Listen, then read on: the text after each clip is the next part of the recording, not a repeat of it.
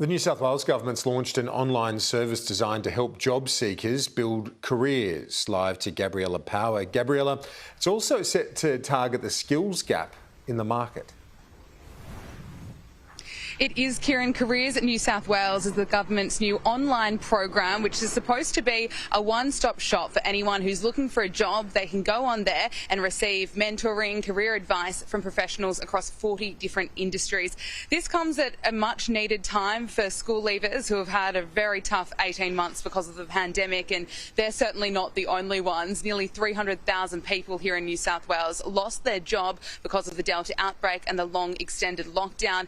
This platform is set to help people find new careers if they are seeking a career change. The government is pouring $11 million into this, and the Premier Dominic Perrottet says that it has come at a much needed time because the pandemic has certainly changed the future of work.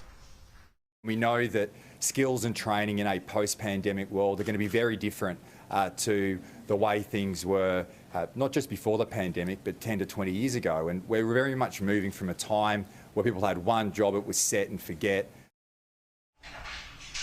A strong focus will be driving people into the tech sector. It's the fastest growing sector in Australia. It's estimated that by 2025, 1 million people will be working in tech right here. Now, the Premier made this announcement at the headquarters of Microsoft Australia and New Zealand in North Sydney earlier this morning, and he was joined by the Managing Director of Microsoft Australia, who's welcoming this announcement today and says that it will target the skills gap.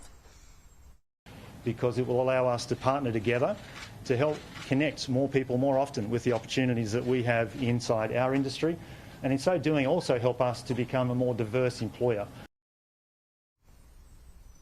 The closed borders has had a significant impact on the workforce here. It's left many industries with a labour shortage. The Premier was asked about that today. He said that the government will be reviewing immigration levels, but adding more people to the country is not the answer. He says it's about targeting or addressing or identifying, I should say, that gap in the market and working out the solution from there. So the pilot program of Careers New South Wales has officially been launched today. It will be that will target 10,000 people. It will be completely rolled out next year, Kieran.